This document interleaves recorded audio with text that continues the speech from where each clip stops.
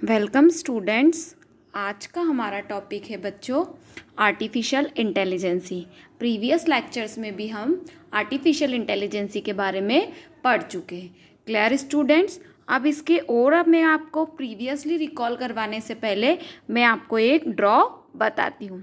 देखिए students, artificial intelligence है ना, इट मीन्स कि जो काम हम करते हैं अब वो काम हम किससे करवाना चाहते हैं, तो मशीन से, रोबोट से करवाना चाहते हैं। इसी को हम बच्चों क्या कहते हैं, आर्टिफिशियल इंटेलिजेंसी। क्लियर? चलिए, अब हम आर्टिफिशियल इंटेलिजेंसी की बहुत सारी थ्योरी प्रीवियसली डिस्कस कर चुके हैं। इसका एक टॉपिक रिमेनिंग था स्टूडेंट, जिसका जो नाम है उसका नाम है एप्लीकेशंस ऑफ एआई। मतलब एआई, आर्टिफिशियल इंटेलिजेंसी की एप्लीकेशन कौन कौन सी होती है। तो बच्चों मैं आपको बताऊं, आर्टिफिशियल इंटेलिजेंसी की एप्लीकेशन होती है हेल्थ केयर।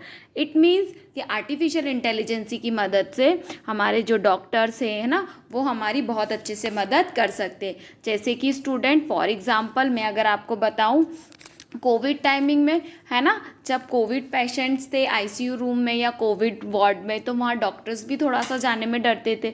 तब हम उस टाइम क्या करते थे कि रोबोट्स की मदद से हमने काम लिए थे। ठीक है, तो in the last few 10 years AI become more advantage in healthcare industries and going to have a significant impact on the this industry। मतलब हेल्थ केयर में आर्टिफिशियल इंटेलिजेंसी का बहुत बड़ा हाथ है। क्लियर? नेक्स्ट, ऑटोमोबाइल है ना, हम चाहते हैं सेल्फ ड्राइविंग कार हो, ठीक है, ताकि हमें खुद से कार ड्राइव ना करनी पड़े। ठीक है, फाइनेंस में भी आर्टिफिशियल इंटेलिजेंसी हमारी बहुत ज़्यादा मदद करती है बच्चों, है ना। सर्वाइलिंग्स में भी जैसे हमें क्या देखना है, क्या चीज़ें यूज़ करनी है, क्या नहीं करनी है, उसमें भी आर्टिफिशियल इंटेलिजेंस से मदद करती है। सोशल मीडिया जैसे फेसबुक है ना, ऑडियो डालने, वीडियोस डालने, फ़ोटोज़ पोस्ट करने, ठीक है, इसमें भी हमारी कौन मदद करती है बच्चों, आर्टिफिशियल इंटेलिजेंसी। एंटरटेनमेंट में भी आर्टिफिशियल इंटेलिजेंसी का बहुत ही ज़्यादा यूज़ है। ठीक है, एजुकेशन में तो हम देख ही रहे हैं स्टूडेंट, और आने वाले टाइमिंग में एजुकेशन में हमारे लिए और भी बहुत अच्छे अच्छे स्कोप्स और बहुत सारी चीज़ें है ना, सारी चीज़ें कंप्यूटराइज्ड हो रही है धीरे धीरे। ठीक है, ताकि हमें कॉपीज पेन पर प्रॉपर वे में मैनुअली लिखना ना पड़े, हमारा डेटा एज इट इज़ ऐसे ही क्या हो जाए बच्चों, स्टोर हो जाए। ठीक है, स्पेस एक्सप्लोरेशन मतलब जैसे वेदर का क्या टाइम, वेदर का मॉनसून कैसा है ना, कब पानी आ रहा है, कब पानी बंद हो रहा है, कितने टाइमिंग तक पानी आएगा, ठीक है, मौसम कैसा है, ये सारी चीज़ें भी हम किसकी मदद से करते हैं स्टूडेंट, आर्टिफिशियल इंटेलिजेंसी की मदद से। गेमिंग, हम बहुत सारे न्यू टाइप्स के गेम भी खेलने लगे हैं बच्चों।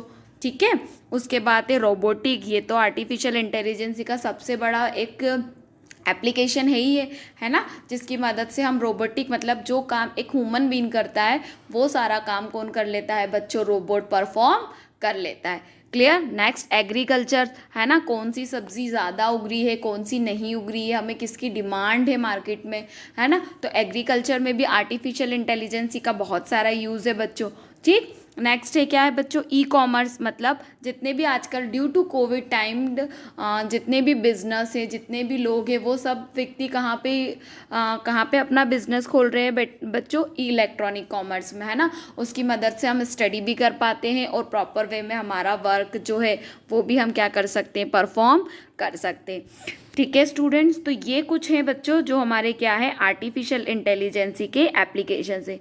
और भी एप्लीकेशंस आपको नेट पर मिल जाएगी, बट फिलहाल इतनी ही जो एप्लीकेशंस थी जो आपकी बुक्स में थी, टोटल 10 टाइप्स थे, आई होप सो, है ना। जिसमें पहला क्या था बच्चों, हेल्थ केयर था, ऑटोमोबाइल था, फाइनेंस था, है ना, सर्वलाइंस था, सोशल मीडिया है, इंटरटेनमेंट है, एजुकेशन है, स्पेस एक्सप्लोरेशन है, गेमिंग है, रोबोटिक है, एग्रीकल्चर है एंड ई कॉमर्स। तो इतनी सारी तरीके से इतनी सारी एप्लीकेशंस क्या है, आर्टिफिशियल इंटेलिजेंसी की है, जो हमें डे बाय डे हमारी चीज़ों को इंक्रीज़ करती जा रही है।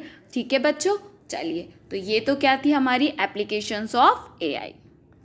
अब हम नेक्स्ट देखते हैं बच्चों, pros and cons of artificial intelligence. मतलब आर्टिफिशियल इंटेलिजेंसी के एडवांटेज एंड डिसएडवांटेजेस। ठीक है, पहले हम एडवांटेजेस की बात कर ले, मतलब प्रोस की बात कर ले। Doesn't get try and wear out easily, मतलब हमें हमारे जितने भी काम है बच्चों वो ईजीली परफॉर्म हो जाते हैं, हमें उसके लिए कोई ज़्यादा चीज़ें परफॉर्म करने की ज़रूरत नहीं होती। ठीक है, रिलेशन डिसीजन मेकिंग है ना, मतलब हम इजीली उसकी मदद से क्या कर सकते हैं, रिलेशंस ले सकते हैं, मतलब डिसीजन को क्या कर सकते हैं, परफॉर्म कर सकते हैं। नेक्स्ट प्रॉज है बेटा अपना एप्लीकेशन मेडिकल इंडस्ट्रीज़ में हमारा जो आर्टिफिशियल इंटेलिजेंस ये काफ़ी हद तक हमें हेल्प कर रही है और डे बाय डे इसकी चीज़ें भी क्या होती जा रही है बच्चों, इंक्रीज होती जा रही है।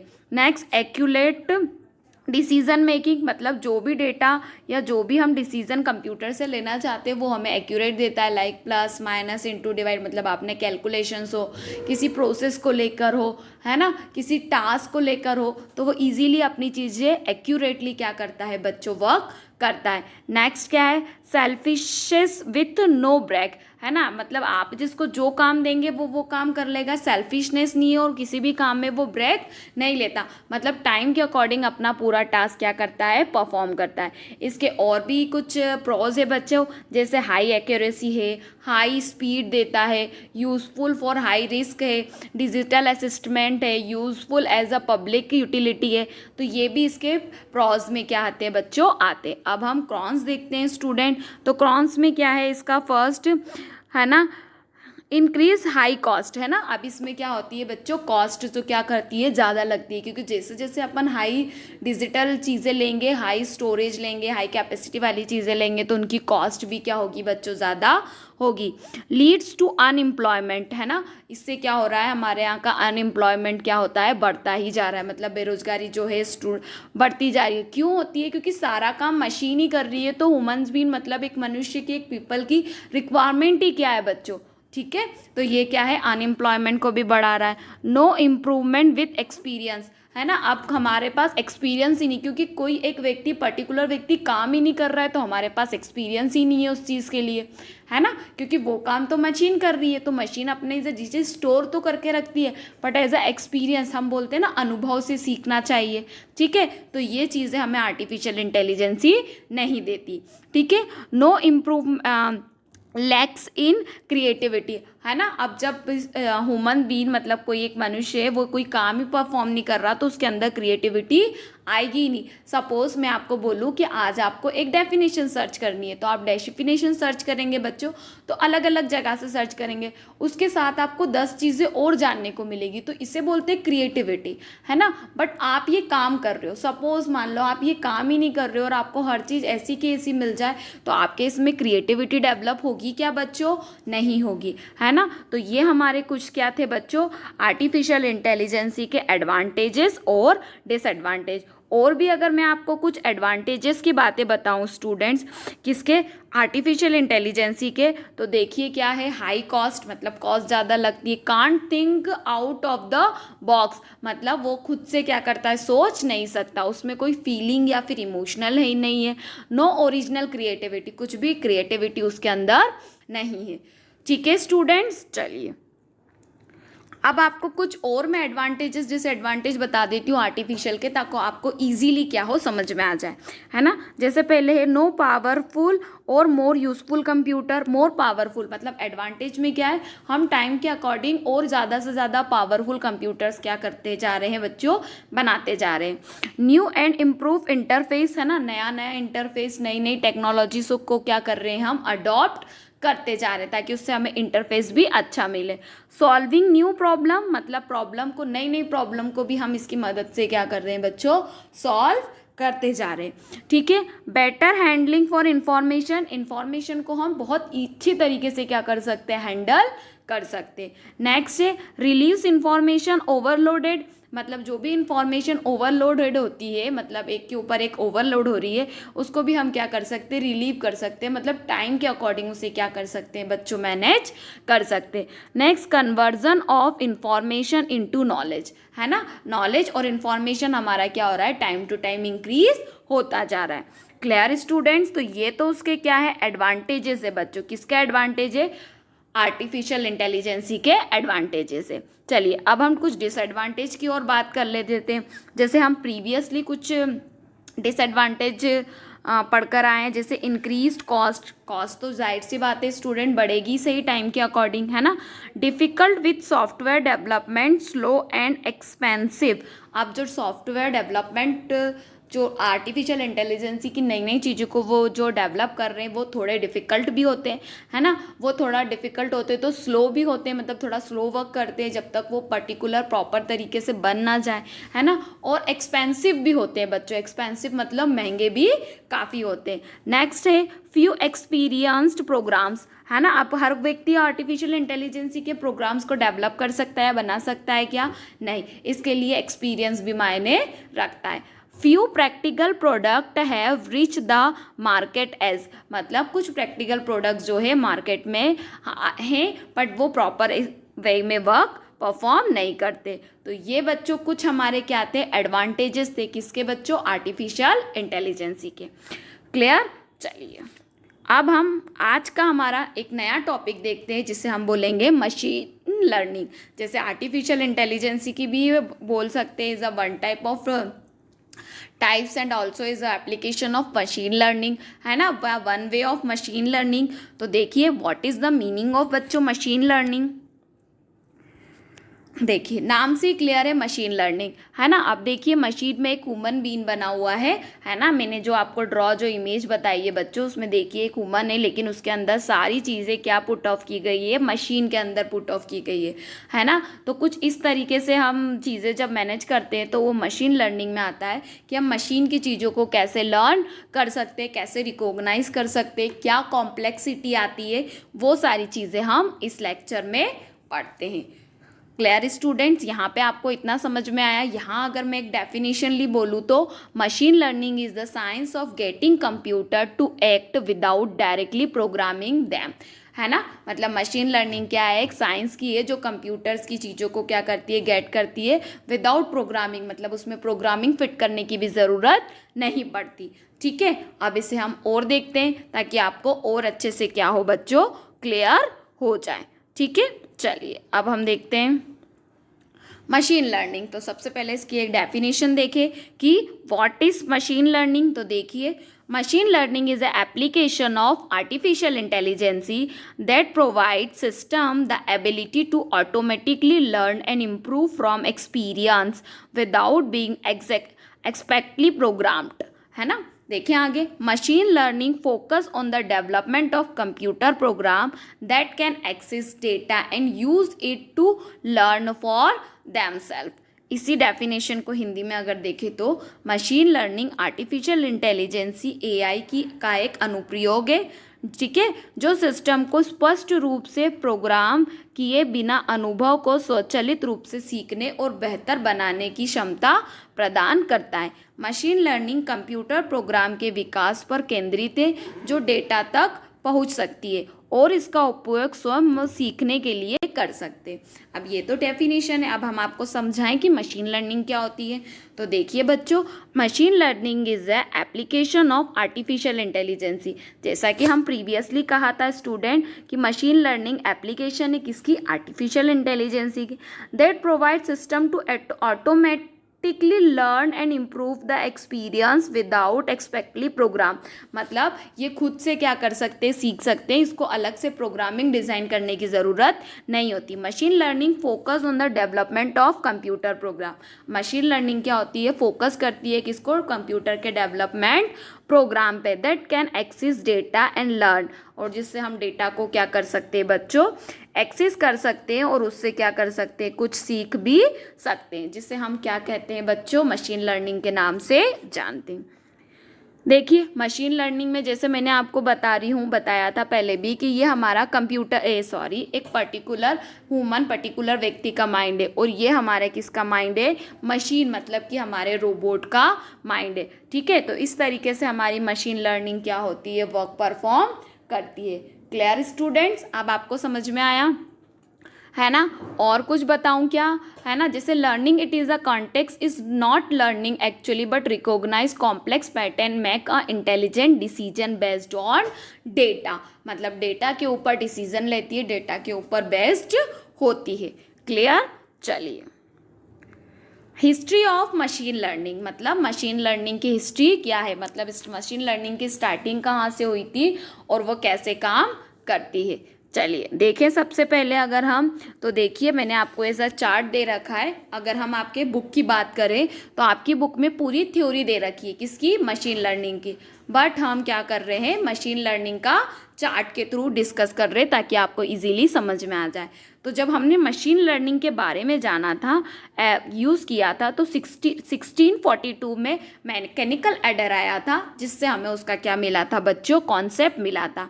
1801 में फर्स्ट हमने टाइप में डेटा को क्या करा था, स्टोर किया था। 1847 में बूलियन मतलब लॉजिक्स वगैरह भी हमने डेवलप किए थे, है ना। 1819 में mechanical system of statistical calculation, जिससे हम कैलकुलेशन परफॉर्म किया था, है ना। उसके बाद 1950 में हमने टेस्ट्स अप्लाई किए थे, ट्यूटोरियल्स बनाई थी, है ना। 1952 में हमने फर्स्ट कंप्यूटर में इसका क्या करा था बच्चों, यूज़ किया था। 1957 में प्रिस्क्रिप्शन किया था, मतलब ये चल रही है या नहीं, है ना। 1964 में पैटर्न को रिकॉग्नाइज किया कि ये सही प्रॉपर वर्क है या नहीं। फिर हमने स्टैंडर्ड कार्ड निकाला 1979 में, ठीक है। फिर 1981 में एक्सप्लेनेशन बेस्ड लर्निंग, मतलब एक्सप्लेनेशन बेस्ड लर्निंग का हमने क्या करा, डेवलपमेंट किया। फिर 1990s में मशीन लर्निंग की बहुत सारी क्या हो गई बच्चों, एप्लीकेशंस आने लगी, ठीक है। और 20s में हमने इसको एडॉप्टिव प्रोग्रामिंग के नाम से भी जाना। तो ये इसकी कुछ स्टूडेंट्स प्रोसेस के जो सन्स है विद शॉर्ट डिस्क्रिप्शंस के साथ मैंने आपको यहाँ पर डिस्प्ले किए हैं। क्लियर बच्चों, ये समझ में आया आपको अच्छे से। आप चाहें तो इसे थ्योरी में भी कंसिडर कर सकते। क्लियर, चलिए मेथड ऑफ मशीन लर्निंग। अब मशीन लर्निंग की कौन कौन सी मेथड होती है वो हम डिस्कस करते हैं, देखते हैं। तो machine learning basically student 3 type की मेथड होती है। पहला होता है supervised machine learning, unsupervised machine learning and reinforcement, है ना। लेकिन आपकी बुक के अकॉर्डिंग हमें 2 तरह की मशीन लर्निंग के बारे में पढ़ना है, एक सुपरवाइज्ड एंड अनसुपरवाइज्ड, ठीक है। सुपरवाइज्ड में देखें, tag driving predictive next value.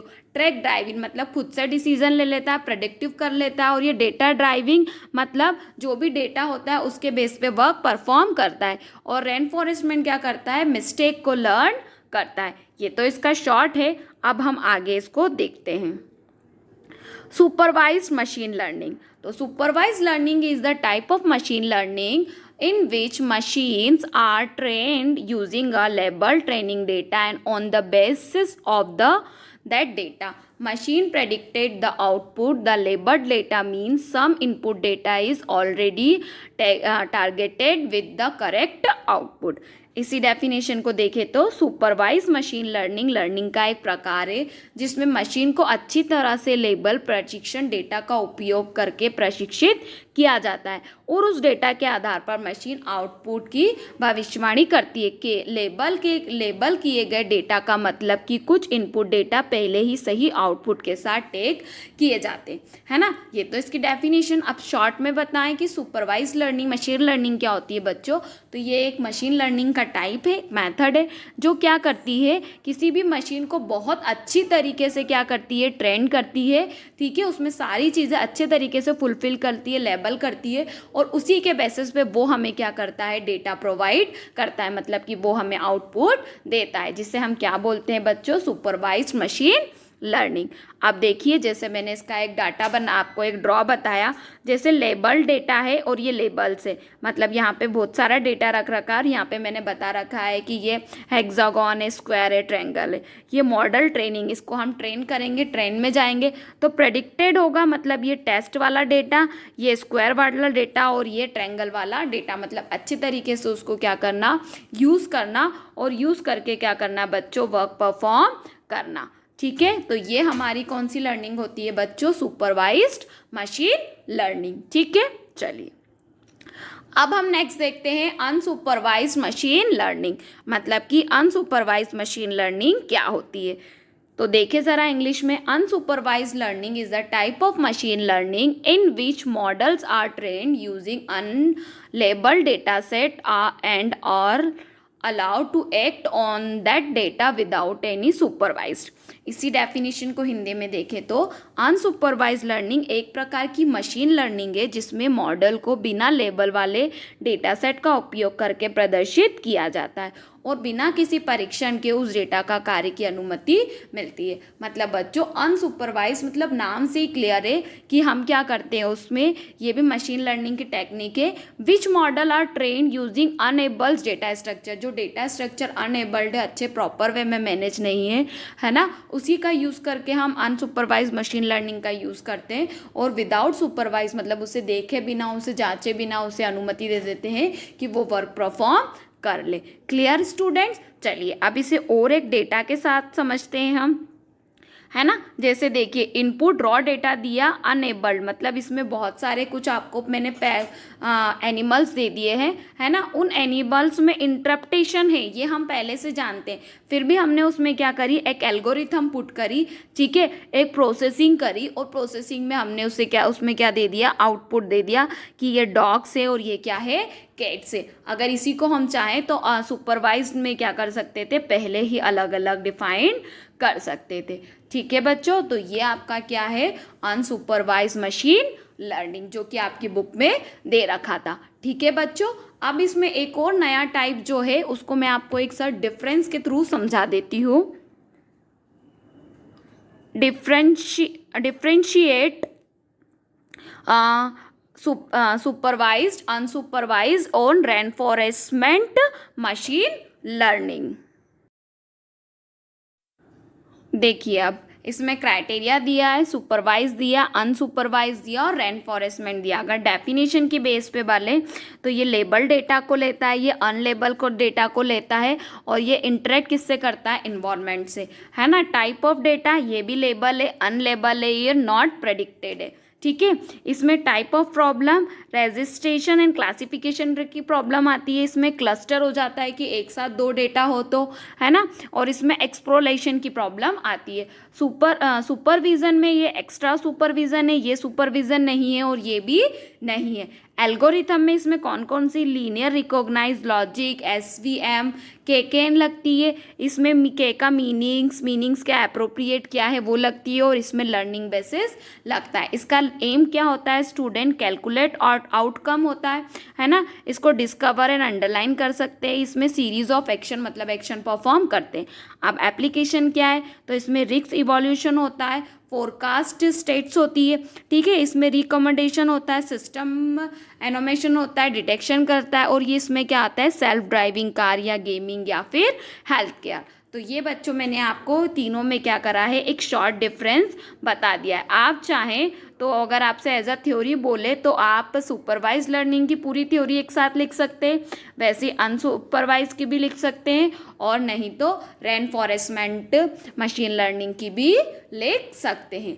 Clear बच्चों? चलिए अब हम नेक्स्ट देखते हैं बच्चों, the last topic of this sub topic is application of machine learning. Machine learning की कौन कौन सी एप्लीकेशन होती है, तो देखिए पहले हम एप्लीकेशन की बात कर ले बच्चों, तो क्या होता है, मैन्युफैक्चरिंग होती है, ठीक है, मैन्युफैक्चरिंग के बाद हेल्थ केयर, ठीक, इन्फोर्समेंट, है ना, उसके बाद कस्टमर सर्विसेज होती है, ट्रांसपोर्टेशन होता है, ई कॉमर्स होता है और ऑटोमोबाइल्स होता है।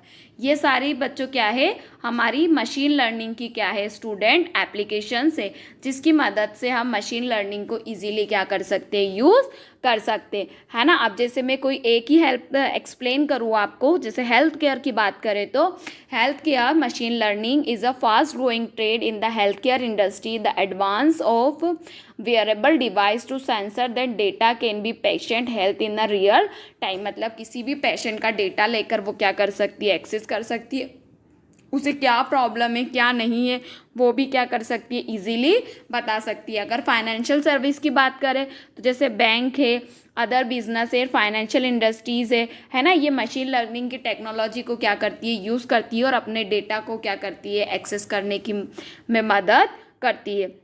वैसे ही जैसे बच्चों गवर्नमेंट सेक्टर है या फिर ट्रांसपोर्टेशन है या पर्टिकुलर कोई और भी कंपनीज़ है, तो ये सारी कंपनीज़ भी क्या करती है, मशीन लर्निंग पर काम करती है। Clear students? ओके।